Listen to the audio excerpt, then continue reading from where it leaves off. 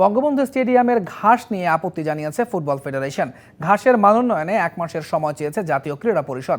চলমান সংস্কার প্রকল্পে 1 সপ্তাহের ব্যবধানে বৃহস্পতিবার দ্বিতীয় দফায় মাঠ পরিদর্শনে যান বাফুফে সদস্য ইকবাল হোসেন ও সাধারণ সম্পাদক ইমরানুর রহমান।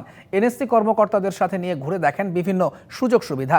মাঠে বারমুডা, ইয়াঙ্গুন ও রয়্যাল বেঙ্গল বাফুফের এই 3 জাতের ঘাস চাওয়া থাকলেও মাঠে লাগানো হয়েছে বারমুডা বা দুর্বা ঘাস, যার মান নিয়ে অসন্তুষ্ট বাফুফে, আবার তার সমাধানের আশ্বাসও দিয়েছে এনএসসি। অগ্রগতি জানতে আগামী 1 মাস পর আবারও মাঠ পরিদর্শন করবে বাফুফে।